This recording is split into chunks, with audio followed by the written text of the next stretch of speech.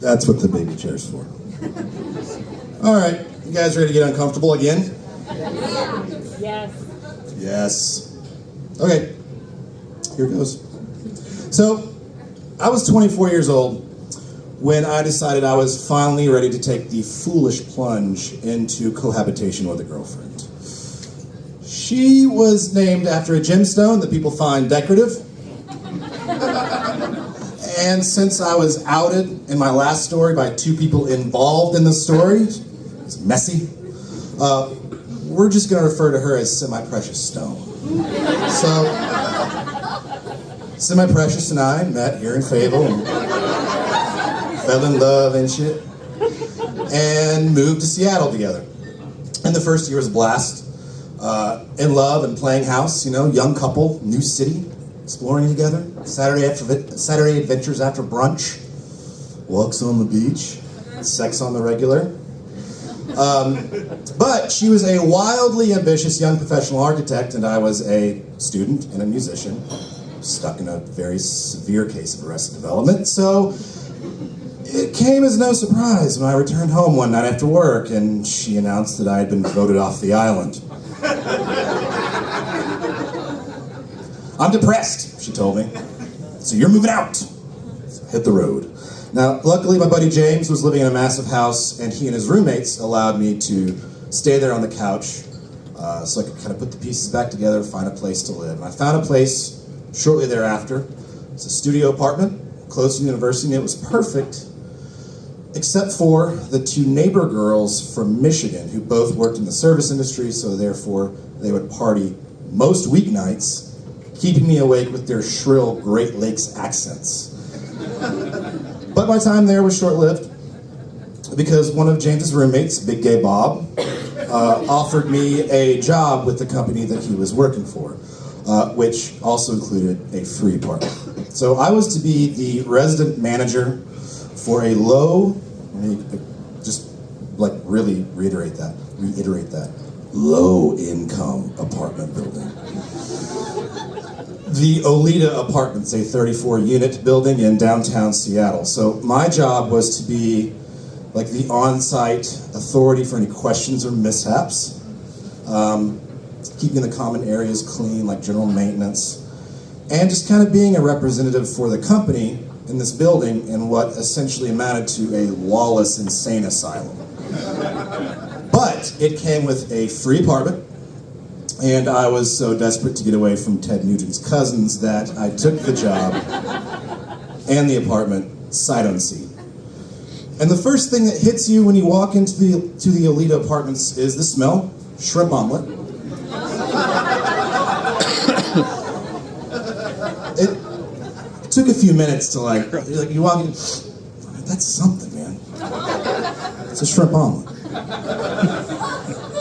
Also, there was no elevator, and my apartment was on the third floor, kind of tucked away in the back, which is a particularly shitty discovery on move-in day, but would later prove to be beneficial because I was away from the lobby where all the riffraff hung out. Riffraff, that's so joking. It's where they sold crack. And while I was moving in, I barely encountered anybody in the hallways, and I thought maybe my time here will be maybe quiet and rather uneventful.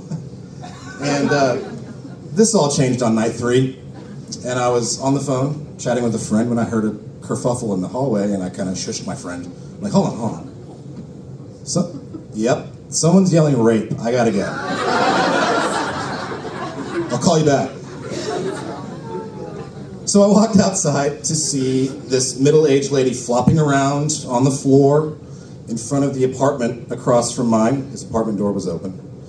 She was completely naked and screaming a litany of accusations, 2 of which I could make out. One was rape, and the other was, he ain't got my money. So I called the cops.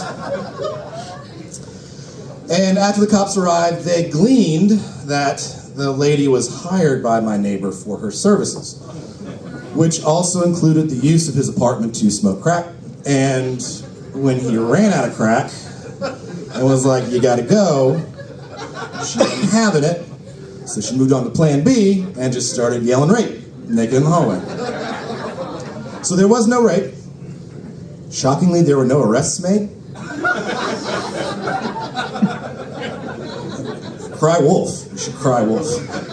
So this was my introduction to my neighbor, Reginald, who would prove to be one of the more fuck-up prone tenants of the Olita. A few weeks after this incident, we had to have kind of a come-to-Jesus moment with Reginald. We went down to the headquarters of this company that owned the apartment building because there had been an incident involving a guy we'll just call Mark. It's innocuous. Mark was a very large, violent drug dealer that was 86th from the buildings, and Big Gay Bob had seen Mark coming out of Reginald's apartment. So we kind of had like a meeting in the conference room at the board table, and it's me, Big Gay Bob, and our boss, and then Reginald and his brother, who's his legal custodian. And Big Gay Bob was like, "Now, Reginald, you're a sweetheart. You are. We love you. You're a sweet, sweet guy. But dang it, you just keep screwing up. And, mister, you're on 27 strikes. You know what happens after 3. So I don't want to see you have to leave. And don't think for a second that I'm not aware that Mark, who you know is 86th, was in your apartment." To which Reginald was like, okay. I hear you, Mr. Bob, okay? I hear you, all right? Okay? Now here's the deal, all right? I didn't let him in the building, okay? He like went out front, like hit all the buttons and like someone let him in, okay? And then he like come up the 3rd floor, okay? Knock on my door, all right? Now I ain't embarrassed to tell y'all, he bigger than me and I'm scared, okay? And I open that door, okay, just like a crack.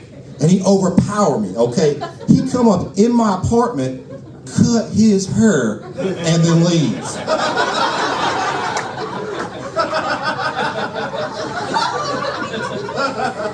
Like, it sucks, dude. Sorry. Sorry that happened to you, man.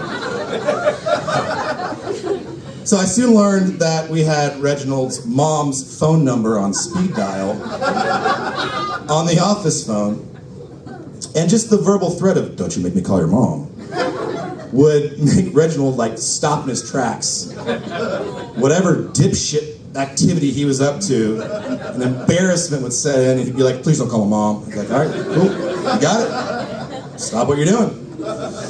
So over the next month, I learned that speed dial on the office phone was an invaluable tool for my success as the new boss at the Olita.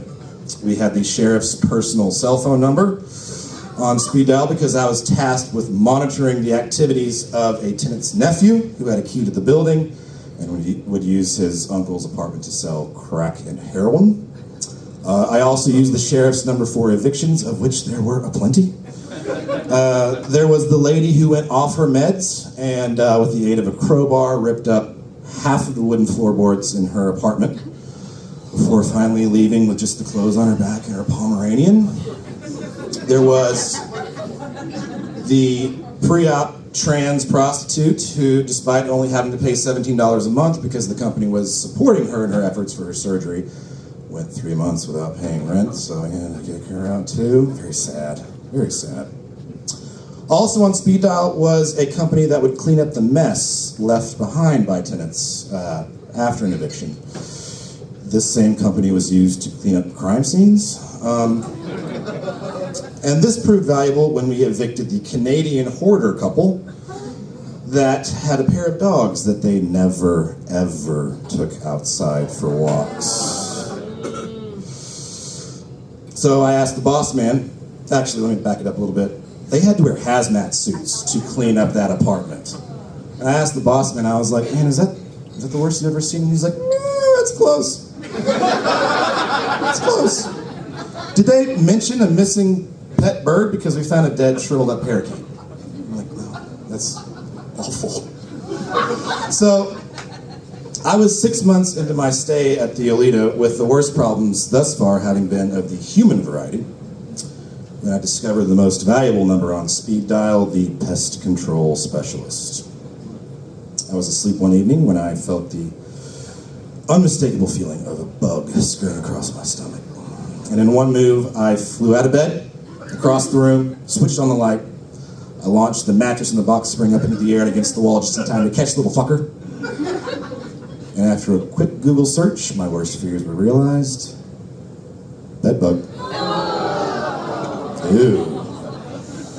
Now, I don't expect anyone here to have any experience with bedbugs because you're all self-respecting, well-reasoned adults that wouldn't call a place like the Olita home.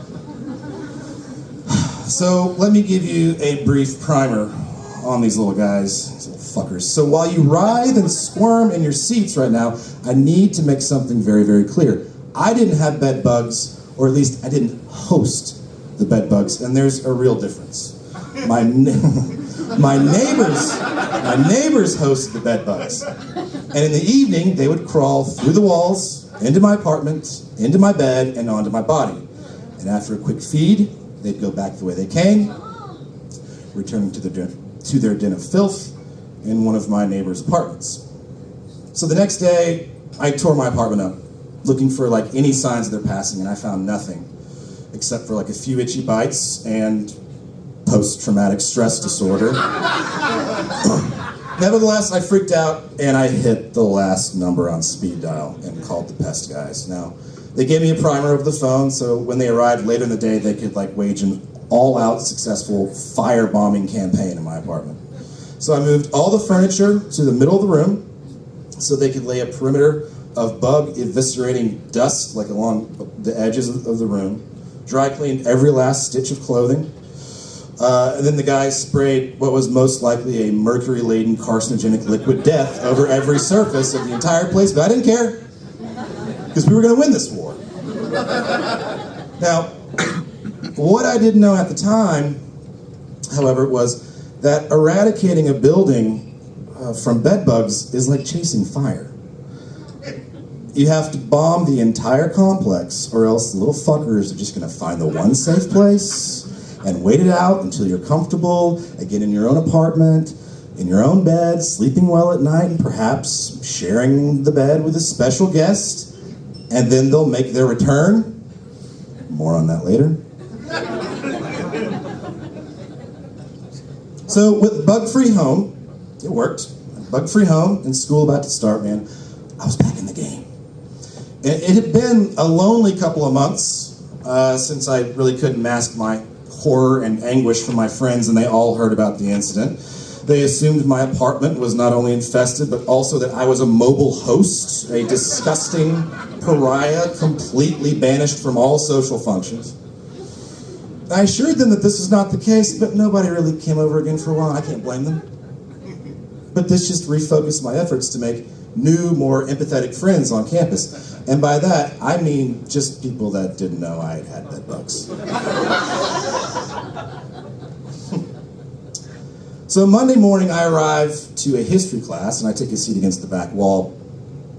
And immediately, I noticed this pale, dreamy little lady, dressed up in a kind of like Edwardian goth black lace dress. Oh my God. And then she raises her hand to speak, and she's Scottish. Oh my God. Ugh. As soon as class was over, I pounced. It's amazing what social banishment will do for your confidence to chat up foreign strangers.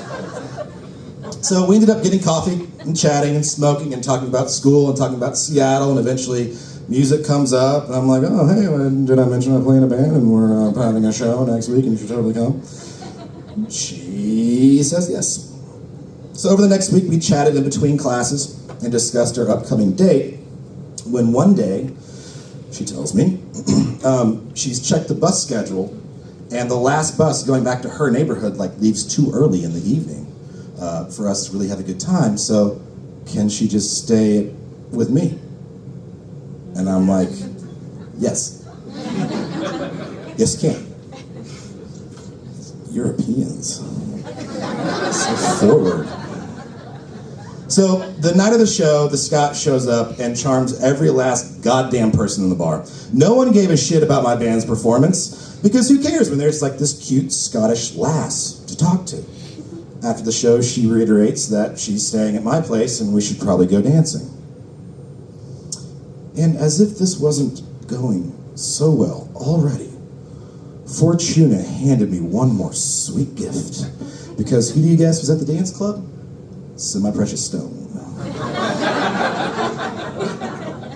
A brief interaction indicated that I was pretty sure she was unaware of my recent domestic misfortune, but was now fully fucking aware of the Scottish girl hanging on my shoulder. It was all going so well. Was going so well. Scottish girl ended up staying in my place for 2 days. She was absolutely nuts, but that's how I like them, and I was smitten.